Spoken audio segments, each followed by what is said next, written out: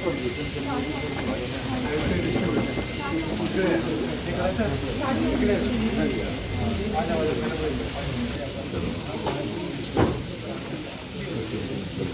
नाम है आपका? भाई मैडम भाई आपको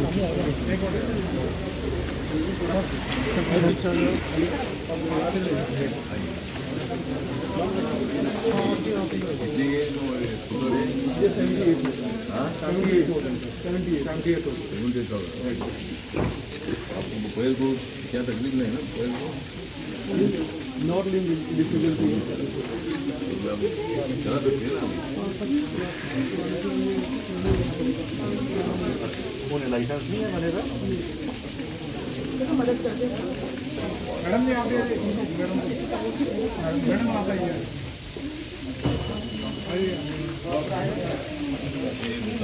मंत्रालय की तरफ से कि क्या? हाँ सर मंत्रालय की तरफ।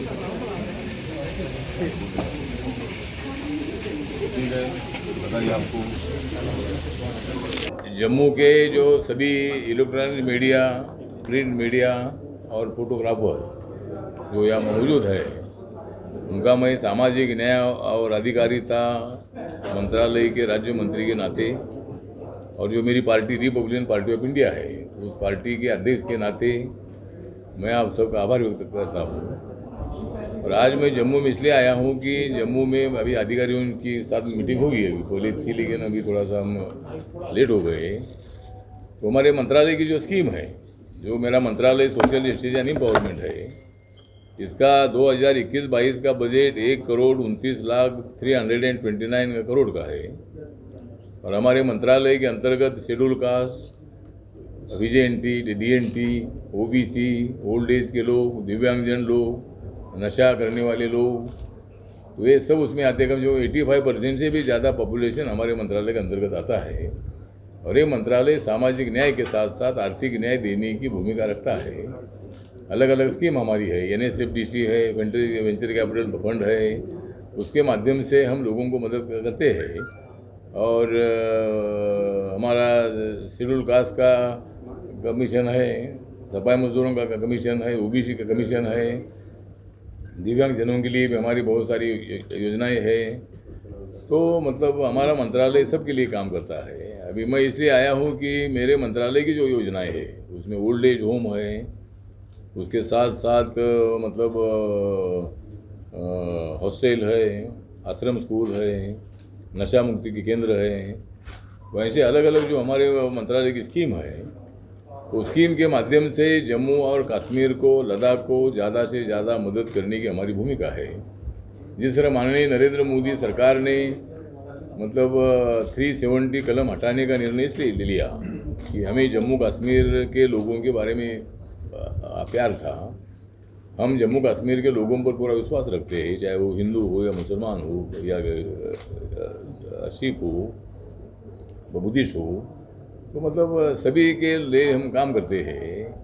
और 370 कलम रहने से अलगतावादी शक्तियों को ताकत में मिली थी कि हम जम्मू कश्मीर, हम भारत का अविभाज्य घटक है या नहीं है, इसके संबंध में थोड़ा संभ्रम पैदा होता था। तो 370 कलम हटाने के बाद अभी यहाँ इंडिया का तिरंगा झंडा लहर रहा है। मुझे बहुत बड़ा आनंद हुआ कि इसके पहले मैं इधर आया हूँ, लेकिन मुझे तिरंगा झंडा देखने के लिए नहीं मिलता था, लेकिन अभी जगह जगह पर भारत का तिरंगा झंडा यहाँ दिखाई दे रहा है। तो अभी 370 कलम के लिए किसका भी विरोध भी है, लेकिन सरकार की भूमिका ये है कि हमें जम्मू कश्मीर का विकास करना है, जम्मू कश्मीर में उद्योगों को लाना है, जम्मू कश्मीर के बेरोजगारों को रोजगार देना है, जो आतंकवादी एक्टिविटीज़ में जाने वाले नौजवान लोग हैं उनको रोकना है और आतंकवाद को पूरा खत्म करना है। यहाँ हमें शांति चाहिए, अगर यहाँ पर विकास करना है तो शांति की आवश्यकता है। रोज़ यहाँ फायरिंग हुआ, बॉम्ब ब्लास्ट हुआ, ये हुआ वो हुआ, चाहे वो आतंकवादी मरना हो या हमारे पुलिसकर्मी है, BSF वाले, आर्मी वाले हैं, तो ये अपने देश के लोगों को हम ये मारने की कोशिश कर रहे हैं। तो मुझे लगता है कि सब ये आतंकवादी एक्टिविटीज़ में जाने वाले नौजवानों को हमारा ऐलान है, उनको सुझाव है कि भाई आप मेन स्ट्रीम में आइए और आप इसी तरह की एक्टिविटीज़ में जाकर अपने जम्मू कश्मीर का नुकसान मत करिए। इसी तरह अभी थोड़ा जम्मू में शांति नज़र आ रही है, कश्मीर में भी मतलब कभी कभी थोड़ी सी गड़बड़ होती है, लेकिन जब से 370 कलम हटाया गया है, 135 ये कलम हटाया गया है, तब से मतलब यहाँ की स्थिति अच्छी है। अभी एकदम तो पूरा योजना इधर आएगी नहीं, लेकिन सरकार की भूमिका ये है कि यहाँ रोड है, रेलवे है, यहाँ उद्योग में बढ़ोतरी है, यहाँ मतलब इरिगेशन में बढ़ोतरी है।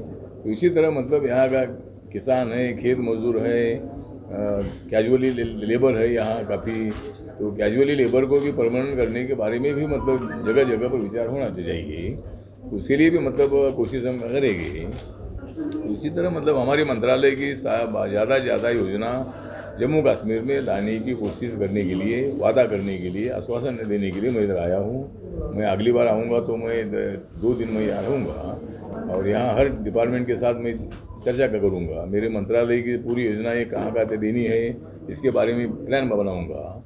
और माननीय नरेंद्र मोदी जी का आदेश है कि हम सब लोगों ने जम्मू कश्मीर में जाना चाहिए, तो आगे लोगों से बातचीत करनी चाहिए, उनकी क्या समस्या है वो सुनकर उनको मदद करनी चाहिए।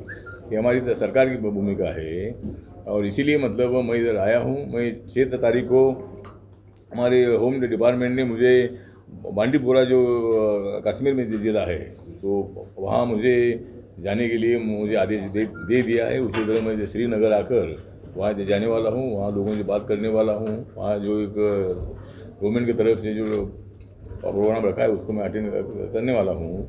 और इसी तरह मतलब सब काम हमें जनधन योजना से शुरू की थी, बैंक में अकाउंट खोलने का जो निर्णय था, तो 2014 में निर्णय हुआ था। तो अभी तक 43 करोड़ 22 लाख 22,000 43 करोड़ 22 लाख 22,000 इतने लोगों के देश भर में अकाउंट खुले हैं। और जम्मू कश्मीर में 8,62,000 इतने लोगों के अकाउंट बैंक में खुले हैं। प्रधानमंत्री आवास योजना जो है, प्रधानमंत्री मुद्रा योजना जो है, ये मुद्रा योजना है 50,000 रुपये से लेकर 10 लाख रुपए तक विदाउट गारंटी लोन देने के आदेश गवर्नमेंट के है, माननीय मोदी जी के है।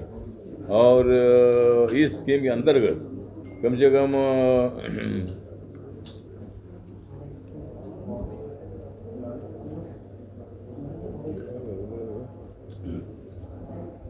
योजना के अंतर्गत मतलब वही थोड़ा आवास योजना है, तो प्रधानमंत्री आवास योजना जो है इस अंतर्गत देश भर में अर्बन में 50,17,000 इतने मकान बने हैं और जम्मू कश्मीर में 11,000 मकान बने हैं।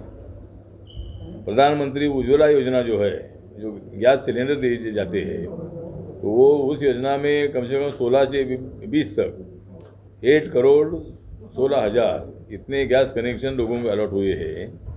और जम्मू कश्मीर में 12,42,000 इतने लोगों को गैस कनेक्शन में मिले हैं।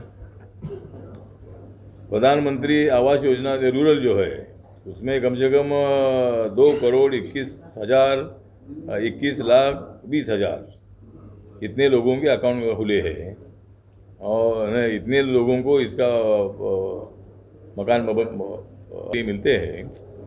और उसमें कम से कम अभी तक 18 से 21 तक 2 करोड़ 15 लाख लोगों को इसका फ़ायदा हुआ है। और जम्मू कश्मीर में 49 लाख लोगों को इसका आंकड़ा बराबर ठीक है क्या? ये तो इतने नहीं होना चाहिए, 24,000। तो ठीक है, इधर थोड़ा जाति के आधार पर, धर्म के आधार पर नहीं है। इस योजना का फ़ायदा हिंदू हो, मुसलमान हो, सिख हो, ईसाई हो, बुद्धिस्ट हो, सब लोगों को इसका फ़ायदा होता है। जो उस कैटेगरी में बैठता है उसका फ़ायदा होता है। अभी हमारे सरकार ने, मेरे मंत्रालय ने निर्णय लिया है 3.5-4 साल पहले, जो लोग SC ST OBC में आते नहीं है, ऐसे लोगों को 10% आरक्षण देने का निर्णय हुआ है। उसमें ब्राह्मण है, क्षत्रिय है और बाकी के सभी धर्म के लोग इसमें आते हैं। जो जात SC ST OBC में नहीं है, ऐसे लोगों को इस 10% का फ़ायदा होता है। उसमें मुस्लिम भी है, हिंदू भी है, जो जिनका उत्पादन 8 लाख के अंदर है, ऐसे फैमिली को शिक्षा में, नौकरियों में रिजर्वेशन देने का निर्णय हो चुका है।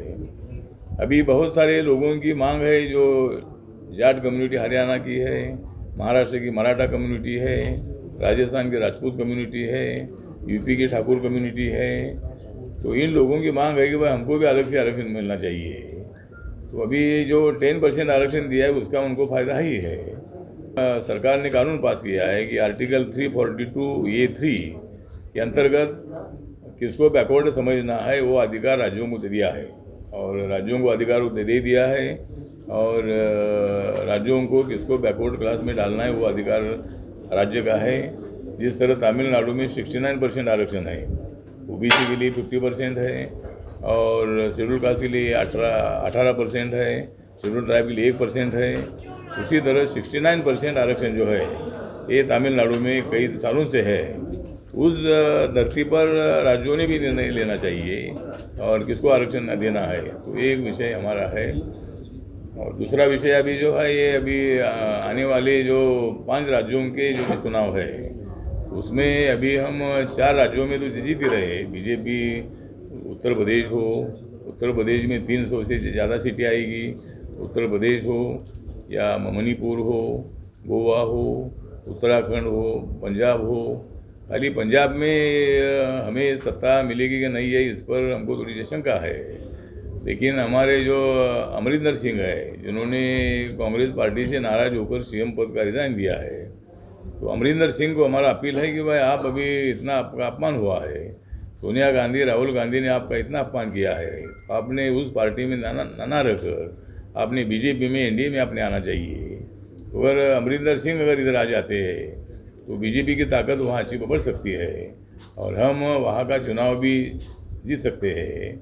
उसके लिए भी मतलब हमारी कोशिश है कि वह अमरिंदर सिंह हमारे पास आए। और दूसरा अभी हमारा उत्तर रिपब्लिकन पार्टी ऑफ इंडिया जो मेरी पार्टी है, तो कल सहारनपुर से हमने बहुजन कल्याण यात्रा की शुरुआत की है, और ये यात्रा उत्तर प्रदेश के 75 जिलों में जाएगी। और 18 दिसंबर को वहाँ 1 लाख से ज़्यादा लोग इकट्ठा करने वाली बड़ी रैली जो है, ये रैली वहाँ हमने रखी है। और उत्तर प्रदेश में हम बीजेपी के साथ रहना चाहते हैं। उसी तरह या जम्मू कश्मीर है, तो मतलब इनके लीडर है, और इनकी मेरी दिल्ली में बातचीत हुई, और हमारी रिपब्लिकन पार्टी वहाँ में से तना के बराबर थी। लेकिन अभी तनवीर हुसैन जी के नेतृत्व में हमने उनको अध्यक्ष बनाया है, और तनवीर हुसैन पूरे जम्मू कश्मीर में, लद्दाख में हमारी पार्टी पूरी गाँव तक पहुँचाएगी। हरविंदर सिंह जी जो मतलब यहाँ के हमारे लीडर हैं, उनको जनरल सेक्रेटरी हमने बनाया है। और आज कम से कम 100-150 कार्यकर्ताओं के बीच में, मतलब हमने ज़्यादा लोग नहीं बुलाए थे, कोरोना के कारण लिमिटेड लोगों को बुलाया था। तो सभी मतलब जम्मू के लोग उधर आए थे और उनके साथ हमारी बातचीत हुई है। मैंने उनको आश्वासन दिया है कि मेरा मंत्रालय हो या दूसरा मंत्रालय हो, कोई भी मंत्रालय का काम अगर होगा तो आप मेरे पास आइए, सभी लोगों को मदद करने का काम मैं करूँगा। और बाद में जब मैं एक बार आऊँगा तो मैं 1-2 दिन के लिए इधर मैं आऊँगा, सभी लोगों की समस्या सुनूँगा, अधिकारियों से बातचीत करूँगा और उन्हें मार्ग निकालने का प्रयत्न मैं करूँगा। मुझे लगता है कि जिस तरह शिवसेना के नेता शरद पवार पर अटैक कर रहे हैं, शिवसेना जो है ये एनसीपी पर अटैक कर रही है, एनसीपी उनके ऊपर अटैक कर रही है, कांग्रेस इनके ऊपर अटैक कर रही है, तो ये आपस में इनका झगड़ा इतना चल रहा है।